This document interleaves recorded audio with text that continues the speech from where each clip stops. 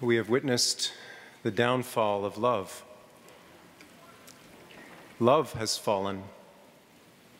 The King of love has fallen. I guess this is what you get for loving too much, for loving too freely. They take you and lift you up on a tree and strike you and pierce you until your blood spills everywhere. You fall like a ripe fruit and break open on the ground. Where will we go now that love has fallen? What rocks, what cave can hide us? Because if love has fallen, if the heartbeat of the world has stopped, if the life of life itself has ended, then destruction is sure to follow. We're lost. We will all turn against each other and tear each other to pieces, and then night shall reign. But I see a woman and a young man standing there close, very close, too close to the cross. They're different somehow. They don't jeer like the rulers. They don't beat their breasts and shout like the onlookers. Looks like they're waiting for something. Like they know something we don't. They just stand there, even after he clearly has died, given up the spirit, and everyone else goes away. What are they waiting for? Didn't they hear him say, "It is finished"?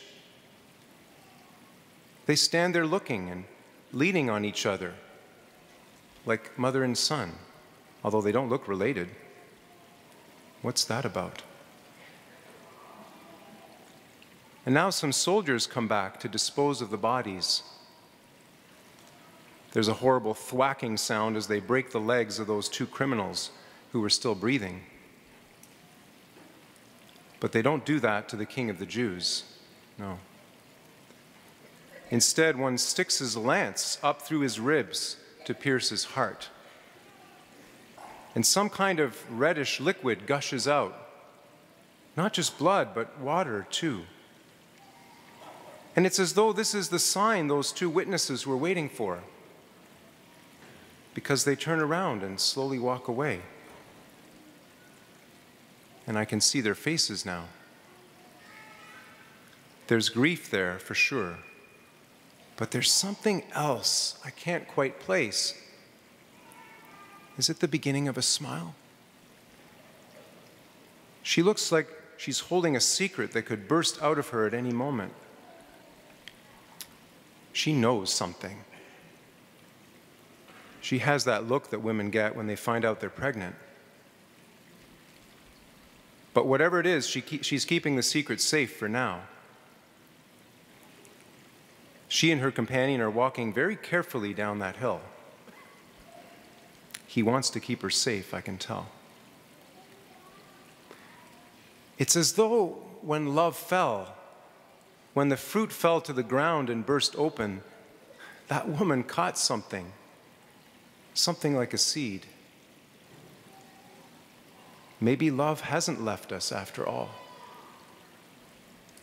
Maybe the heartbeat of the world hasn't stopped forever. Dare I believe that this is not the end? If I see with the eyes of the woman or with the eyes of her new son, what do I see?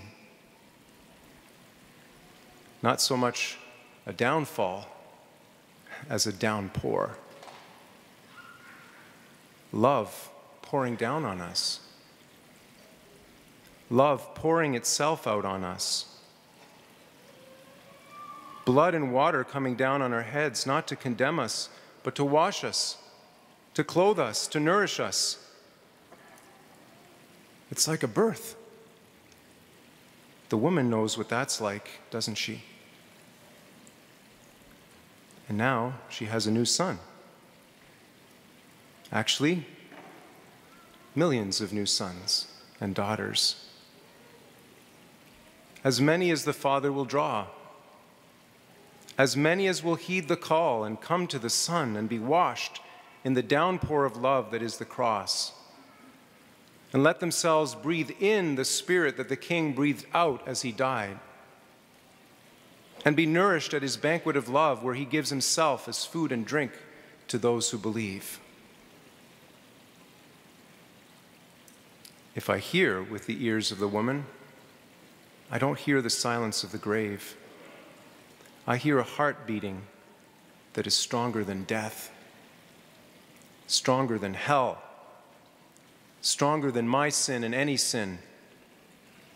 I hear the roar of many waters, deep calling on deep, an infinite ocean of mercy pouring itself out into an equally infinite abyss.